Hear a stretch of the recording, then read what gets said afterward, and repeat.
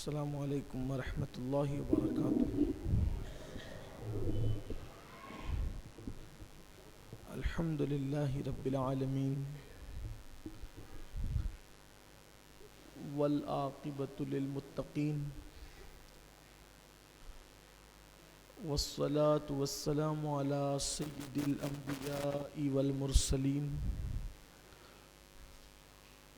وعلى آلہ واصحابہ الطیبین الطاہرین، اما بعد فاعوذ باللہ من الشیطان الرجیم، بسم اللہ الرحمن الرحیم۔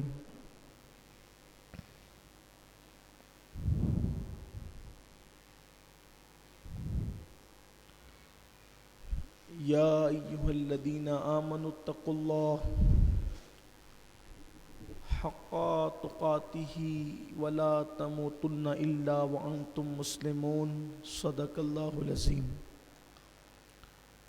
غوث اعظم بمنِ بے سرو ساما مدد، قبلہ دین مدد، کعبہ ایمان مدد، بگرداب بلا افتاد کشتی، مدد کن یا معین الدین چشتی۔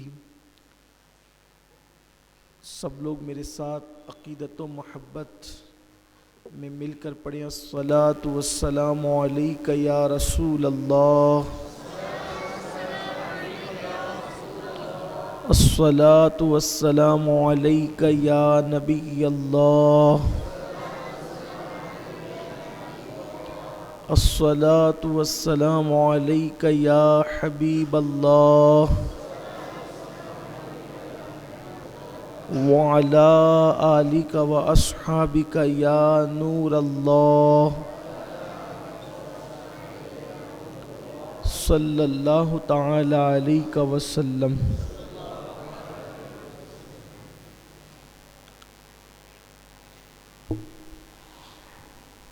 جمعہ کا اجتماع ہے اور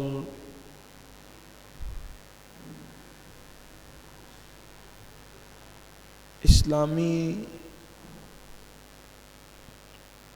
نقطۂ نظر سے یہ دن مومنوں کے لیے عید کا دن اور مغفرت کا دن ہے، اور سیدنا فاروق اعظم رضی اللہ تعالی عنہ نے اپنے زمانے میں دور خلافت میں عربی خطبے سے پہلے مقامی زبان میں وعظ و نصیحت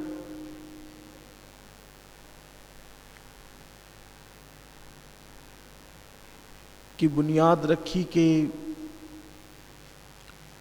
عربی خطبے سے پہلے مقامی زبان میں مسلمانوں سے امام جمعہ کوئی گفتگو کرے، خطاب کرے، ان کو نصیحت کرے اور اللہ کے دین سے قریب کرنے کی کوشش کرے۔ اس موقع پر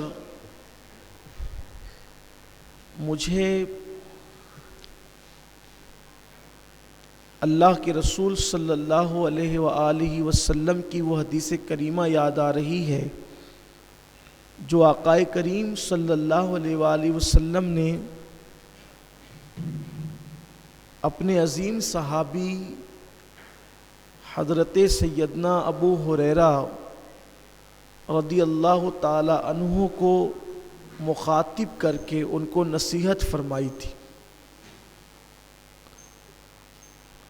حضور اکرم صلی اللہ علیہ وآلہ وسلم نے بہت ساری نصیحتیں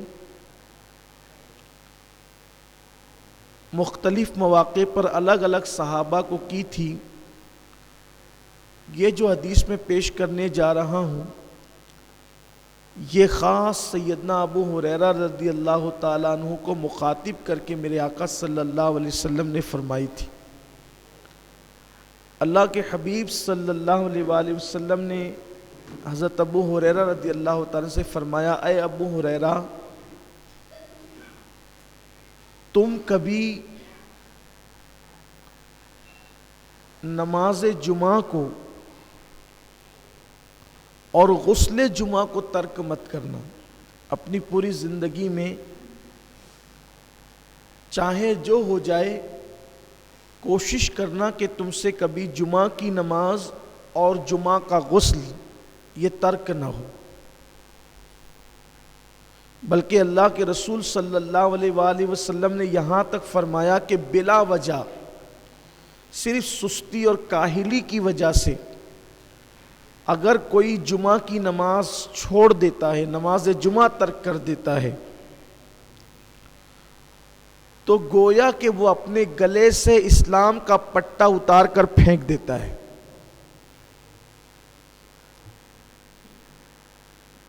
اس لیے جمعہ کی نماز کبھی ترک نہیں کرنا۔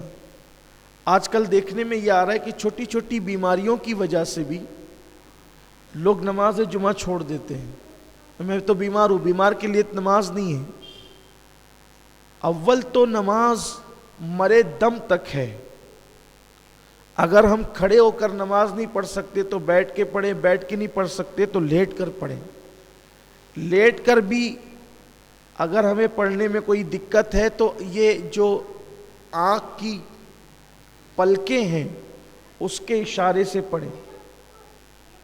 اسی لیے آپ دیکھیں کہ انسان کے جب سارے اعضاء ناکام ہو جاتے ہیں تو آخری تک کی آنکھ کی پلکیں کام کرتی ہے تاکہ آپ اس کے اشارے سے نماز پڑھ سکیں۔ چھوٹی چھوٹی چیزوں میں لوگ نماز جمعہ کو چھوڑ رہے ہیں، اور یہ چیز بھی بڑی بھیانک ہے کہ جمعہ کی نماز کے لیے مسلمانوں پر یہ لازم اور واجب ہے کہ جب اذان جمعہ ہو، اذا نودی للصلاۃ من یوم الجمعہ فاسعوا الی ذکر اللہ وذروا البیع، کہ جب تم اذان جمعہ سنو، تمہارے کانوں میں جمعہ کی اذان پہنچے تو اپنے کاروبار کو بند کر دو اور اللہ کے ذکر کے لیے مسجدوں کی طرف دوڑ پڑو۔ جمعہ کے دن حکم ہے کہ آپ جس مسجد سے جمعہ کی نماز پڑھنا چاہتے ہیں، جس مسجد میں پڑھنا چاہتے ہیں، اگر اس مسجد کی اذان کا وقت ہو جائے تو آپ کو اس وقت کاروبار چھوڑ دینا لازمی ہے۔ یہ جو خطبے تک لوگ آتے رہتے ہیں نا، یہ بدترین بدعت ہے۔ دور رسالت میں ایسا نہیں تھا، اور قرآن کا حکم یہی ہے کہ جب اذان جمعہ سنو سب چھوڑ کر کے مسجد کی طرف دوڑ پڑو اللہ کے ذکر کے لیے۔ تو سیدنا ابو ہریرہ رضی اللہ تعالیٰ سے میرے آقا صلی اللہ علیہ وسلم نے فرمایا کہ غسل جمعہ کبھی ترک نہیں کرنا اور نماز جمعہ کبھی ترک نہیں کرنا۔ لقمان حکیم نے بھی اپنے بیٹے کو کہا تھا کہ بیٹا کبھی جمعہ کا غسل نہیں چھوڑنا۔ یہاں تک روایتوں میں آیا کہ جو مسلسل غسل جمعہ کرتا ہے اللہ اسے 70 بیماریوں سے اور بلاؤں سے محفوظ فرماتا ہے۔ اور حدیث پاک میں یہ بھی آیا ہے کہ جمعہ کا جس نے احترام کیا، جس نے جمعہ کی تعظیم کی، اور شب جمعہ میں جس نے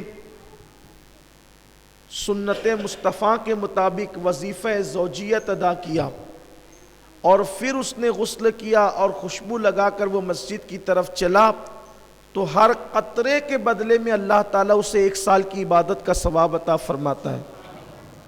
اور جب وہ مسجد میں آیا اور لوگوں کی کاندھوں کو اس نے نہیں پھلانگا، حدیث پاک ہے کہ مسجد میں آیا لوگوں کے کاندھوں کو نہیں پھلانگا۔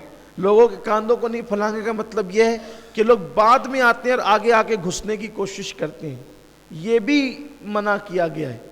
بلکہ اللہ کے رسول صلی اللہ علیہ وآلہ وسلم نے سیدنا ابو ہریرہ سے ایک دن فرمایا، اے ابو ہریرہ کیا تم نے جمعہ کی نماز نہیں پڑھی؟ حضرت ابو ہریرہ نے عرض کی یا رسول اللہ میرے ماں باپ آپ پہ قربان، میں نے تو جمعہ آپ کی اقتدا میں آپ کے پیچھے پڑھا ہے۔ پھر سرکار علیہ السلام نے فرمایا ابو ہریرہ کیا تم نے جمعہ کی نماز نہیں پڑھی؟ پھر اس کی حضور میں نے تو آپ کی اقتدا میں جمعہ پڑھی۔ پھر اللہ کے رسول صلی اللہ علیہ وآلہ وسلم نے فرمایا اے ابو ہریرہ کیا تم نے جمعہ کی نماز نہیں پڑھی؟ تو پھر ان کو احساس ہو گیا کہ یا رسول اللہ صلی اللہ علیہ وآلہ وسلم میں تو آپ کی اقتدا میں نے جمعہ پڑھی۔ تو سرکار نے فرمایا کہ تم بعد میں آئے تھے اور تم صفوں کو چیرتے ہوئے آگے آ رہے تھے، جو ایسا کرتا ہے گویا وہ جہنم کی آگ کو پھلانگتا ہے۔ صفوں کو چیر کر آنے والا گویا کہ جہنم کی آگ کو پھلانگتا ہے۔ تو جو جمعہ کی برکت ہے، نماز جمعہ کی برکت ہے، تو صفوں کو چیر کر اور پھلانگ کر آنے والوں کے لیے ڈر ہے، خدشہ ہے کہ کہیں وہ جمعہ کی برکتوں سے محروم نہ ہو جائیں۔ اس لیے بعد میں آنے والوں کے لیے ضروری ہے کہ ان کو جہاں جگہ ملے وہ وہیں بیٹھ جائے، صفوں کو نہ پھلانگے۔ اور پہلے آنے والوں کے لیے ضروری ہے کہ وہ آئے تو اولین صف میں بیٹھے، تاکہ پیچھے سے آنے والوں کو پھلانگنا نہ پڑے، ورنہ وہ جمعہ کی برکتوں سے محروم رہیں گے۔ لوگ جو ہے وہ آتے ہیں پیچھے بیٹھتے ہیں، اپنی سہولت سے بیٹھتے ہیں، دیوار کا ٹیک لگا کر کے بیٹھتے ہیں، لوگوں کی پوزیشن یہ ہوتی ہے۔ تو اس لیے جب جمعہ کی نماز کے لیے آؤ تو صفوں کو پھلانگ کر مت آؤ، جہاں جگہ ملے وہیں پر بیٹھ جاؤ، اور جو پہلے آئے وہ آگے آ کر کے بیٹھے۔ اللہ کے رسول صلی اللہ علیہ وآلہ وسلم نے فرمایا کہ اگر لوگوں کو پہلی اور اولین صفوں میں بیٹھنے کی فضیلت معلوم ہو جائے، لوگوں کو پہلی اولین صفوں میں بیٹھنے کی فضیلت معلوم ہو جائے تو لوگ مسجد میں قرآن اندازی کرنے لگے کہ پہلی صف میں کون بیٹھے گا، اور بلکہ یہاں تک فرمایا کہ لوگ مسجد میں تلوار نکالیں گے پہلی صف میں بیٹھنے کے لیے اگر ان کو صف اول میں بیٹھنے کی فضیلت پتہ چل جائے۔ لیکن یہاں تو حال ایسا ہی ہے کہ لوگ مسجدوں کے اندر اپنی طرز پر آتے ہیں، اپنی طرز پر بیٹھتے ہیں۔ اولین بیٹھو، بلکہ جب خدا کی رحمت اترتی ہے نماز کے اندر، نماز با جماعت میں، تو پہلے وہ امام پر اترتی ہے۔ سب سے پہلے اللہ کی رحمت حالت نماز میں جو اترتی وہ امام پر اترتی ہے، پھر جو صف امام کے قریب ہوتی ہے اس پر اترتی، پھر جو اس صف سے قریب ہوتی ہے اس پر اترتی، پھر جو اس کے قریب ہوتی ہے اس پر اترتی، یعنی الگ ترتیب۔ اسی لیے صف اول میں نماز پڑھنا یا اولین صفوں میں نماز پڑھنا یہ بہت برکت کی چیز ہے۔ پھر اللہ کے رسول صلی اللہ علیہ وآلہ وسلم نے حضرت سیدنا ابو ہریرہ سے فرمایا، اے ابو ہریرہ، ہو سکے تو کبھی قسم مت کھانا، قسم سے پرہیز کرنا۔ اگر بندہ سچی قسم کھائے، آج کل قسموں کا رواج بہت، لوگ بات بات پر کہتے قسم سے یار ایسا ہو گیا، قسم سے یار ایسا ہو گیا، قسم سے ایسا ہو گیا، بلکہ اب تو یہ ایک فیشن بھی بنا ہے۔ اسلام نے جہاں کام چل جاتا ہے وہاں بھی سچی قسم کھانے سے منع فرمایا ہے۔ ہو سکے تو سچی قسم بھی مت کھایا کرو، اس لیے کہ بات بات پر قسم کھانے کی وجہ سے اللہ روزی میں تنگی پیدا کرتا ہے، رزق تنگ کر دیتا ہے اللہ تبارک و تعالیٰ۔ یہ کس کی بات ہے؟ سچی قسم کھانے کی، یعنی قسم کھانے کا آدمی عادی بن جائے نہیں۔ زندگی میں قسم وہاں کھانے کا حکم ہے آپ کی عزت کو خطرہ ہو اور اب کوئی سبیل نہیں ہو تو اس پہ قسم کھائی جائے عزت بچانے کے لیے۔ آپ کے مال کو خطرہ ہو کہ اب کوئی سبیل نہیں ہے مال بچانے کی، اور یہ لگتا ہے کہ بھئی قسم کھائیں گے تو مال بچ جائے گا۔ اسی طرح آپ کی جان کو خطرہ ہو کہ اگر قسم نہیں کھائیں گے تو جان چلی جائے گی، یا اسی طرح کسی اور مومن کے، مسلمان کے مال کو، جان کو، عزت و آبرو کو خطرہ ہو کہ وہاں قسم کے بغیر کام نہیں چلے گا، تو سچی قسم کھانے کی اجازت ہے اس موقع پر۔ بات بات پہ قسم اسلام میں نہیں ہے، بلکہ اللہ کا فرمان ہے کہ تم اپنی قسموں کا نشانہ اللہ کو نہ بناؤ، اللہ کو اپنی قسموں کا نشانہ مت بنانا۔ اللہ تبارک و تعالیٰ جو ہے وہ بات بات پر قسم کھانے کو ناپسند کرتا ہے، بلکہ حضور اکرم صلی اللہ علیہ وآلہ وسلم نے ارشاد فرمایا، وہ شخص جھوٹا ہے، کسی بھی جھوٹے کو پہچاننا آسان ہے کہ جو بات بات میں قسم کھائے، سمجھ لینا کہ یہ شخص جھوٹا ہے، اس لیے کہ جھوٹے کی علامت ہے کہ وہ بات بات میں قسم کھائے گا۔ ہاں اگر قسم کھانا ہے دین پر، ایمان پر، قرآن پر، اسلام کی باتوں پر بلا جھجک قسم کھا سکتے ہو، اس لیے کہ اس سے سچی کوئی بات نہیں ہے۔ اسی لیے میرے آقا صلی اللہ علیہ وسلم جب بھی اللہ کی بات کرتے تھے تو بار بار فرماتے تھے قسم ہے اس ذات کی جس کے قبضے قدرت میں محمد کی جان ہے، قسم وحدہ لا شریک کی، قسم رب العزت کی، اللہ کے رسول صلی اللہ علیہ وسلم۔ لیکن یہ دین کے معاملے میں، دنیا کے معاملے میں اللہ رب العزت کو قسموں کا نشانہ مت بناؤ، تو سچی قسم بھی مت کھاؤ۔ عام طور پر لوگ سودا بیچتے ہوئے، تجارت کرتے ہوئے قسم کھاتے ہیں، میں روزی پر بیٹھا ہوں اللہ کی قسم، میں فلاں پر بیٹھا ہوں، کھانے پر بیٹھا ہوں اللہ کی قسم، دسترخوان پہ بیٹھا ہوں، یہ سب لوگ قسمیں کھاتے ہیں، روزی تنگ ہوتی، روزی سمٹ جاتی قسم کھانے کی نحوست سے۔ یہ سچی قسم جو بار بار کھائے اس کو بھی ناپسند کیا گیا، اس لیے کہ بار بار کسی چیز کے کرنے سے اس چیز کا اعتبار اٹھ جاتا ہے، اور قسم اس شان کی چیز ہے، قسم وہ شان کی چیز ہے۔ قسم مومن کے لیے، ایمان والوں کے لیے، کہ قسم کا اعتبار یہ ہے کہ مومن کہہ دے کہ اللہ کی قسم میں نے یہ کام نہیں کیا، تو دوسرے مسلمانوں پر لازم آ جاتا ہے کہ اس کی بات پر اعتبار کر لے۔ اگر وہ جھوٹ بول رہا ہے تو پھر وہ اس کا خمیازہ بھگتے گا۔ جھوٹی قسم کا خمیازہ کیا ہے؟ اب ذرا یہاں دل کے کانوں سے دل تھام کر حدیث کی طرف آئیں کہ جھوٹی قسم کا خمیازہ کیا ہے۔ لوگوں کو کچھ رہ نہیں گیا، میرا کلیجہ کانپتا ہے جب میں وہ احادیث کو دیکھتا ہوں، ان پر نظر پڑتی ہے تو میرا کلیجہ کانپتا ہے۔ نہ اللہ کا خوف ہے، نہ قرآن کی تعلیمات کا خیال ہے، نہ احادیث کی تعلیمات کا خیال ہے۔ آدمی قسم کیوں کھاتا ہے؟ جھوٹی قسمیں بھی مفاد کے لیے، فائدے کے لیے، ہے نا، میرا سودا بک جائے، میری بات پر لوگ اعتبار کر لے، جھوٹ ہونے کے بعد بھی لوگ مجھ پہ اعتبار کر لے۔ ان لوگوں کو ذرا چاہیے، آپ سودا کیوں بیچ رہے ہو جھوٹ بول کر؟ تجارت کیوں کر رہے ہو جھوٹ بول کر؟ پیسہ کیوں کما رہے ہو جھوٹی قسمیں کھا کر؟ یہی نا کہ چند دنوں کے لیے آپ کو آرام مل جائے، آپ کے بال بچوں کو آرام مل جائے، آپ کے گھر میں مال کا فائدہ ہو جائے۔ آؤ، اللہ کے حبیب صلی اللہ علیہ وسلم نے فرمایا، اے ابو ہریرہ کبھی جھوٹی قسم مت کھانا، اے ابو ہریرہ کبھی جھوٹی قسم مت کھانا، اس لیے کہ جو شخص بھی اللہ کی جھوٹی قسم کھاتا ہے اللہ اس پہ بھی لعنت کرتا ہے، اور قیامت تک اس کی تمام نسلوں پہ لعنت کر دیتا ہے۔ اس کی ہر نسل پریشان رہے گی ہر دور میں۔ جس نے اللہ کی جھوٹی قسم کھائی ہے اس کی تمام نسل پریشان رہے گی اس ایک جھوٹی قسم کی نحوست سے۔ آپ مجھے بتائیں، مسلمانوں کو خیال ہی نہیں رسول اللہ کی حدیث کا، بلکہ سنتے نہیں، پڑھتے نہیں، دین سیکھتے نہیں، قسمیں کھائے جا رہے ہیں۔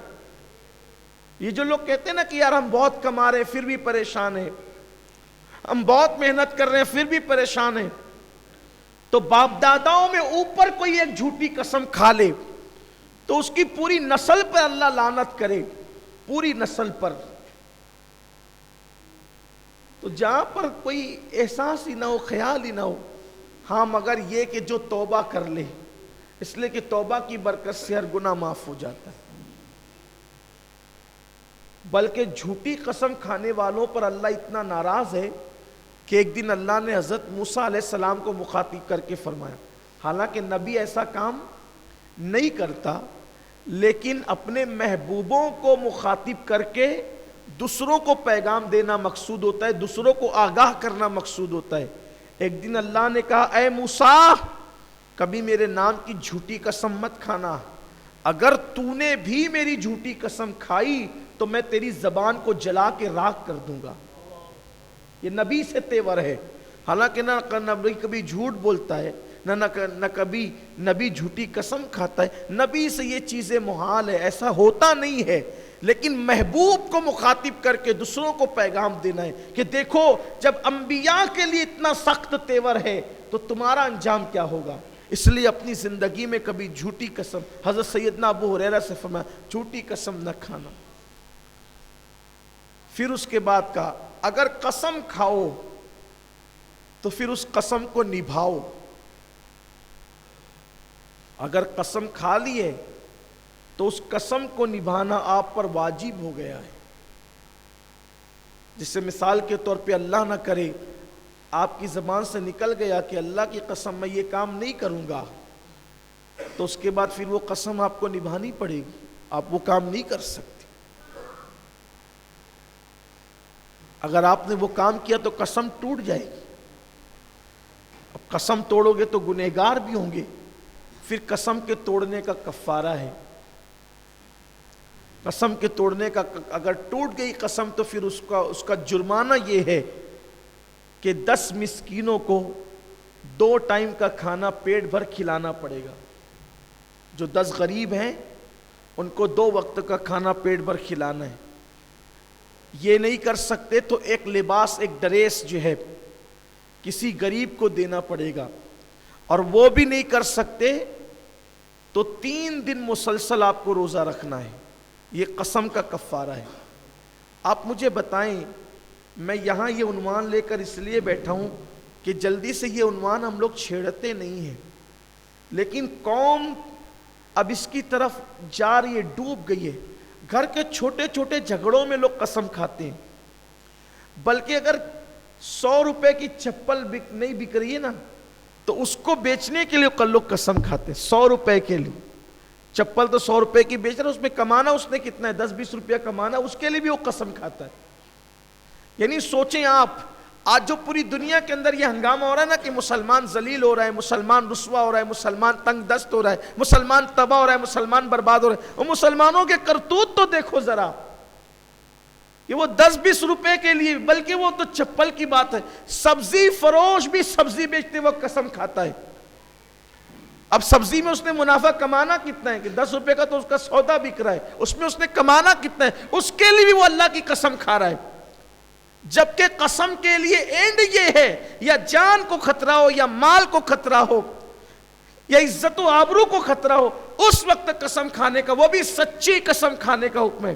جھوٹی قسم کے لیے آیا کہ پوری نسل پہ اللہ لعنت کرے گا، یہ احساس ہی نہیں رہا۔ بلکہ کچھ لوگوں کو تو حیرت ہو رہی ہوگی کہ یہ بھی قسم کے لیے آیا ہے۔ قسم کے لیے حدیث میں یہ بھی ہے، وجہ یہی ہے کہ ہم نے کبھی حدیث اٹھائی نہیں، حدیث مبارکہ وہ کبھی پڑھنے کی کوشش نہیں کی۔ مسلمانوں، ہمارا دین اتنا اہم ہے، اتنا عظیم ہے کہ ہمارے دین نے پیدا ہونے کے بعد آنکھ کھولنے سے لے کر مرنے تک، آنکھ بند ہونے تک کون سی چیز کیسے کرنا چاہیے یہ تک بتا دیا۔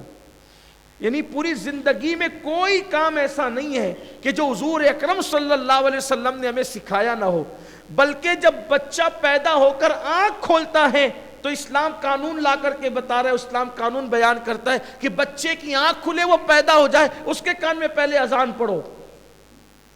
دیکھو بچے نے آنکھ کھولی، قانون آ گیا، رسول اللہ نے فرمان جاری کر دیا، اس کے کان میں اذان پڑھو۔ کیوں؟ اس لیے کہ شیطان اس کو کچوکے دے رہا ہے۔ ابھی دنیا کو پتہ ہی نہیں کہ بچہ روتا کیوں ہے، دنیا میں آنے کے بعد بچہ روتا کیوں ہے، سائنس اب تک اس پر خاموش ہے، اور 1450 سال پہلے مصطفیٰ جان رحمت بتا رہے ہیں بچے کے رونے کی 2 وجہ ہے، ایک تو شیطان اس کو کچوکے دیتا ہے، اور ایک تو وہ ماں کے پیٹ سے نئی دنیا میں آتا ہے تو اس کو وحشت ہوتی ہے، وحشت۔ اب اذان کی برکت سے شیطان بھی بھاگتا ہے اور انسان کی وحشت بھی دور ہوتی ہے، اس لیے بچے کے کان میں اذان پڑی جائے۔ آج تک ترقی کے باوجود سائنس خاموش ہے کہ بچہ روتا کیوں ہے، لیکن غیب داں نبی نے 1450 سال پہلے اس کی دونوں وجہ بیان کر دیا، قانون بھی دے دیا، اذان پڑھو۔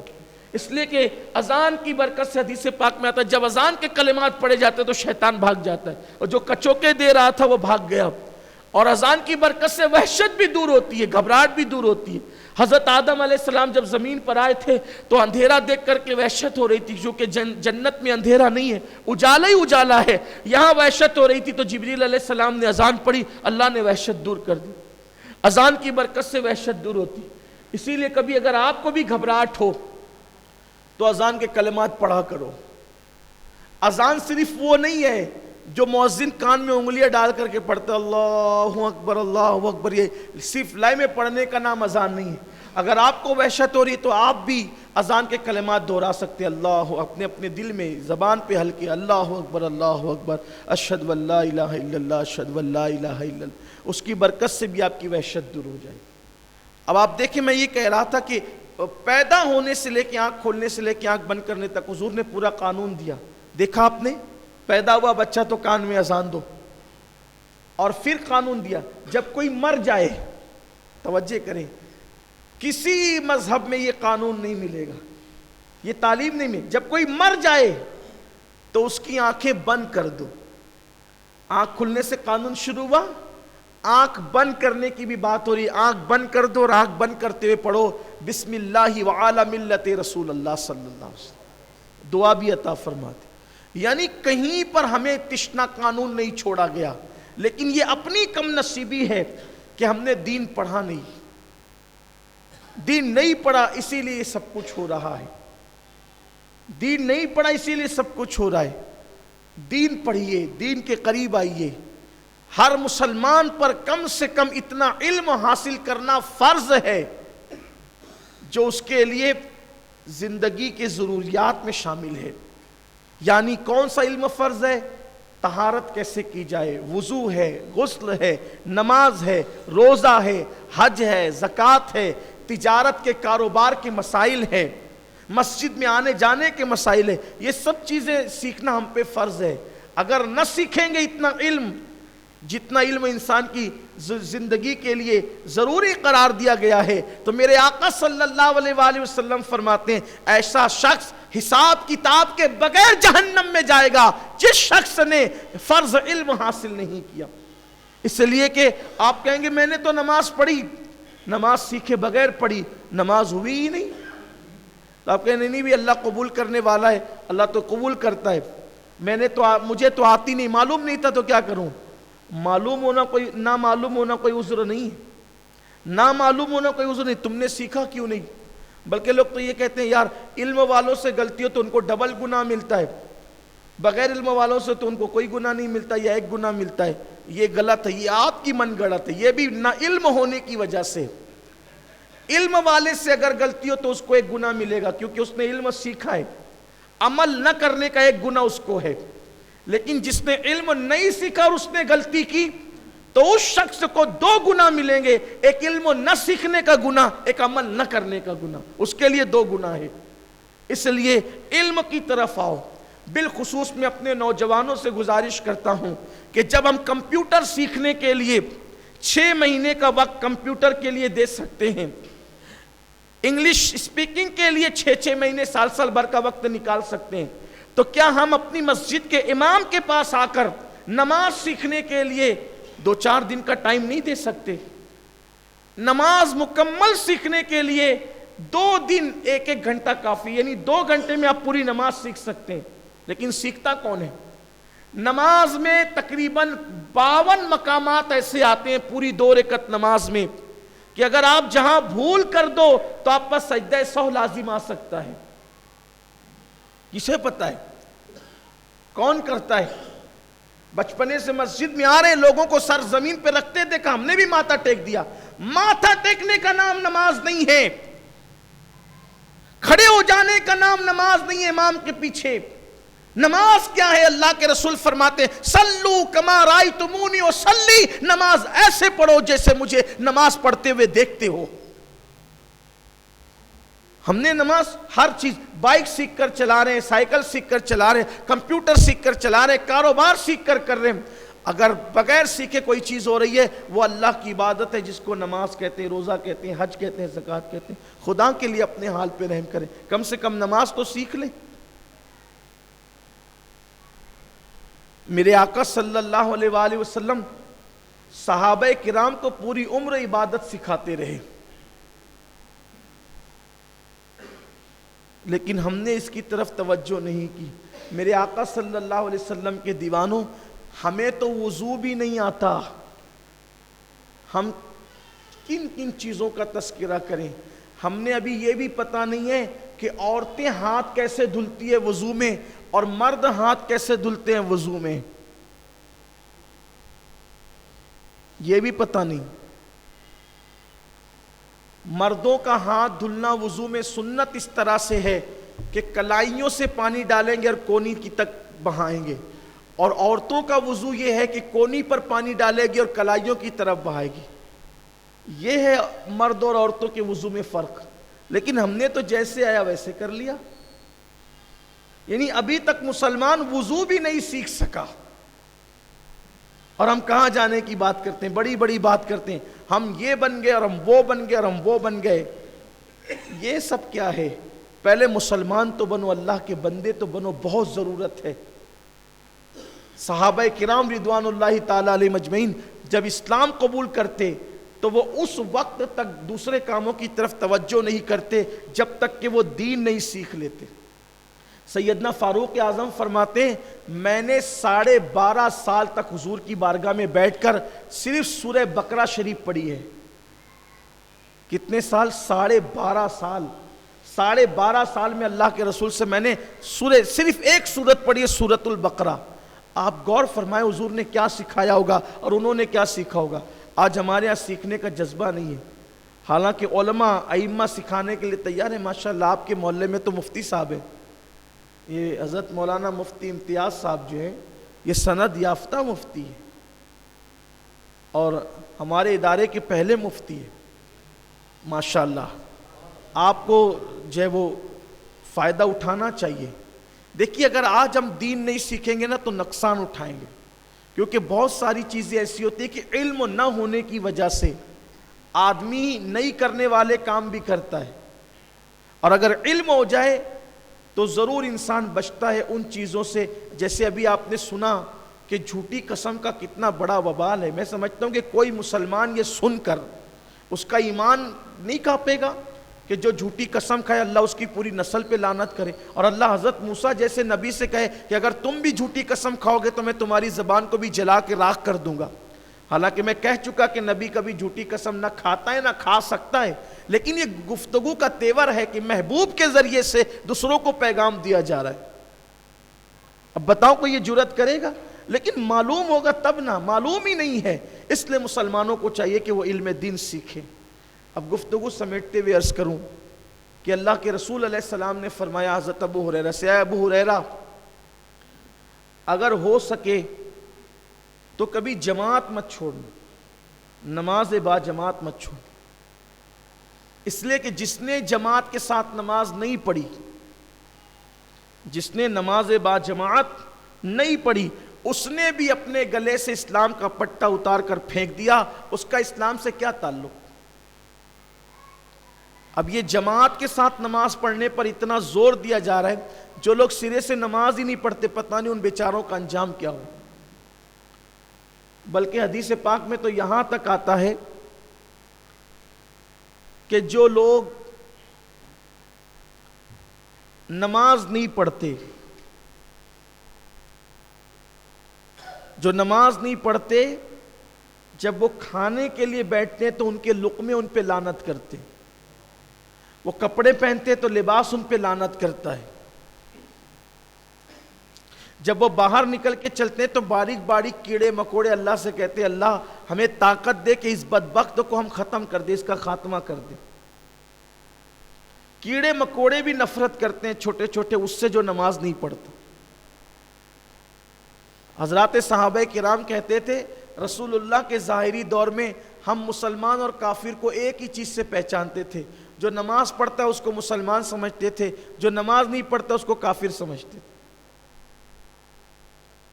اب بتائیں ہم تو جنت کے دعوے دار بھی ہیں, جنت کے ٹھیکے دار بھی ہیں. ہر جرم کرنے کے بعد, سب کرنے کے بعد ہم سوچتے ہیں یار ہمیں جنت نہیں ملے گی تو کس کو ملے گی. کچھ لوگ تو اتنے بے باک ہیں وہ کہتے ہیں کہ اگر اللہ ہمیں جنت میں نہیں ڈالے گا تو اس کی جنت تو خالی پڑی رہے گی. یہ سب بدبختی کی باتیں. اللہ کی جنت آج بھی خالی نہیں ہے. آپ کیا سمجھتے ہیں؟ یہ اوٹ پٹانگ باتیں کرنا بند کیجئے. اللہ کی جنت, حالانکہ آج جنت میں کوئی انسان بظاہر نہیں ہے, ابھی جنت میں انسان گئے نہیں ہیں. وہ چند نفوس ہے جن کو شہداء کہتے ہیں, وہ جنت میں ہے, وہ بھی جسم ان کے قبروں میں ابھی بھی، جسم ابھی تک ان کا جنت میں نہیں پہنچا. شہداء کی بھی روحیں جنت میں ہیں سبز پرندوں کے قالب کے اندر، جسم تو ابھی بھی قبروں میں ہے. اولیاء کی ارواح بھی جنت میں ہے لیکن ان کے جسم اب بھی قبروں میں.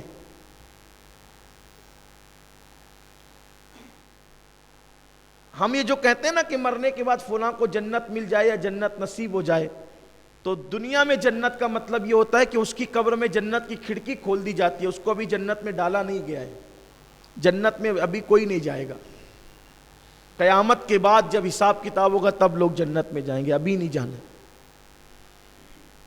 ابھی سب رہے قبروں کے اندر. اگر زیادہ سے زیادہ روحیں تو ابھی تو جسمانی طور پہ کوئی جنت میں نہیں ہے، اب بھی اللہ کی جنت خالی نہیں ہے، اب بھی اس کی جنت آباد ہے. آپ کیا کہتے ہیں، لوگ کیا کہتے ہیں کہ ہم جنت میں نہیں جائیں گے تو اللہ کی جنت خالی ہوگی. اللہ کی جنت نہ آج خالی ہے نہ کل خالی رہے گی. اس کی جنت بھری ہوئی ہے، ابھی بھی بھری ہوئی ہے. اس کی جنت میں ابھی بھی اس کی مخلوق ہے جسے حور کہتے ہیں، غلمہ کہتے ہیں، اور بھی اللہ تعالیٰ جن کو بسا رکھا ہے اب بھی وہ جنت میں موجود ہے. جنت سونی نہیں رہے گی. صرف اتنا خیال کر لیجئے، اتنا خیال کر لیجئے میرے عزیز بھائیوں کہ امام اعظم ابو حنیفہ رضی اللہ تعالیٰ عنہ نے فرمایا کہ جو لوگ نماز میں سستی کرتے ہیں، نماز میں سستی کا مطلب کیا؟ پڑھتے ہیں. سستی کا مطلب پڑھتے ہیں لیکن فجر میں ارے چلو یار آج نہیں جائیں گے، سر درد کیا چلو یار آج نہیں جائیں گے، اس کو کہتے ہیں سستی. کبھی پڑھنا کبھی نہیں پڑھنا، کبھی پڑھنا کبھی چھوڑ دینا. فرمایا امام اعظم نے جو نماز میں سستی کرتے ہیں جب ان کو موت آئے گی تو وہ کافر ہو کے مریں گے، اللہ ان کا ایمان چھین لے گا ان سے. مرتے وقت ان کا ایمان چھین لیا جائے گا، ان کی زبانوں پہ کلمہ نہیں آئے گا. یہ ہے کیا ہو گیا ہمیں؟ ہم اپنے ایمان سے بھی بے فکر ہو گئے، ہمیں اپنے ایمان سے بھی محبت نہ رہی. آؤ عہد کرو نماز کا. تو میں کہہ رہا تھا اللہ کے رسول نے حضرت ابو ہریرہ سے کہا، اے ابو ہریرہ جماعت مت چھوڑنا، جماعت سے نماز پڑھنا، نماز با جماعت پڑھنا.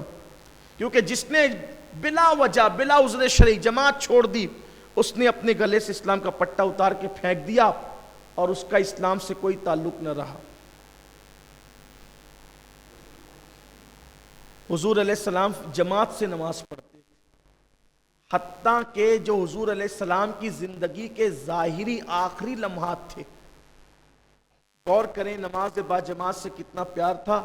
آخری ظاہری لمحات تھے جس میں حضور اکرم صلی اللہ علیہ وسلم کے پیر اقدس، حضور کے قدم مبارک اس وقت بظاہر کام نہیں کر رہے تھے، تو اللہ کے رسول صلی اللہ علیہ وسلم حضرت علی رضی اللہ تعالیٰ عنہ اور جناب عباس یا عبداللہ ابن عباس ان دونوں کے کندھوں پہ ہاتھ رکھ کر اللہ کے رسول علیہ السلام اس طرح مسجد آئے کہ حضور علیہ السلام کے دونوں پیر زمین سے رگڑ رہے تھے، زمین سے گھسٹ رہے تھے، پیروں کو کھینچتے ہوئے مسجد آئے اور امت کو پیغام دیا کہ اگر تم اس پوزیشن میں بھی مسجد آ سکتے ہو تو تمہارے نبی کی سنت ہے اس پوزیشن میں بھی مسجد آنا. بتاؤ آپ اور ہم جو جماعت کو بلا وجہ بلا عذر شرعی ترک کرتے ہیں اور ہم نماز جماعت نہیں پڑھتے، کیا ہم پر کبھی یہ پوزیشن آتی ہے؟ چھوٹی چھوٹی چیزوں کو لے کے ہم جماعت چھوڑ دیتے ہیں. ایسا مت کیجئے. اس لیے نماز با جماعت پڑھنے کی برکت یہ ہے کہ جہاں 40 مومن جمع ہوتے ہیں ان میں ایک اللہ کا ولی ضرور ہوتا ہے، اور ہماری نمازوں میں کوئی نقص ہوتا ہے تو وہ مقبول بندوں کے صدقے میں اپنی بھی قبول کر لی جاتی. اس لیے جماعت کو لازم پکڑیے. اللہ کے رسول نے فرمایا ید اللہ علی الجماعہ، کہ جماعت کے سر پر اللہ کا ہاتھ ہوتا ہے، اس کا دست قدرت ہوتا ہے. اس لیے جماعت کو لازم پکڑیے. اللہ تعالی ہم سب کو کہنے سننے سے زیادہ عمل کی توفیق عطا فرمائے. گفتگو کے درمیان اگر کوئی غلطی ہو تو اللہ تعالی معاف فرمائے. ہر جمعہ کو عشاء کی نماز کے بعد مرکز سنی دعوت اسلامی جامع مسجد یا رسول اللہ میں ہفتہ واری اجتماع ہوتا ہے، اور اس جمعہ بھی عشاء کے فوراً بعد انشاءاللہ اجتماع ہوگا. اور اس میں ایک بہت خوبصورت عنوان کہ ایک صحابی کا اور حضور کے درمیان ایک مکالمہ ہوا تھا، ایک دیہاتی صحابی اور حضور کے درمیان مکالمہ ہوا تھا. تو اس مکالمے کو آج بیان میں پیش کیا جائے گا کہ صحابی کے سوالات کیا تھے اور حضور کے جوابات کیا تھے. بڑا دلچسپ ہے کہ ایک دیہاتی حضور سے آ کے سوال کر رہے ہیں اور حضور ان کا جواب عنایت فرما رہے ہیں۔ وہ ہماری زندگی کے لیے بڑا خوبصورت پیغام ہوگا۔ آپ حضرات سے گزارش ہے کہ اپنا قیمتی وقت نکال کر مرکز سنی دعوت اسلامی جامع مسجد یا رسول اللہ میں تشریف لائیں۔ نئے بس اسٹانڈ کے قریب ہی ہے اور یہاں سے بہت دور بھی نہیں ہے، تو آپ سے گزارش اور ہفتہ وار اجتماع میں آپ پابندی سے آیا کریں، اس لیے کہ آپ آئیں گے تو آپ کو دین سیکھنے ملے گا۔ جن کی سنتیں باقی وہ سنتیں ادا فرمانے۔ السلام علیکم۔ رسالت کے پروانوں ہر سنیچر کو بعد نماز عشاء سنی دعوت اسلامی کے عالمی مرکز اسماعیل حبیب مسجد میں سنی اجتماع ہوتا ہے، تو آپ حضرات پابندی کے ساتھ اس میں شرکت فرمائیں۔ سنی دعوت اسلامی کی website sunni dawat islami.net پر وزٹ کریں اور بہت ساری دینی معلومات حاصل کریں۔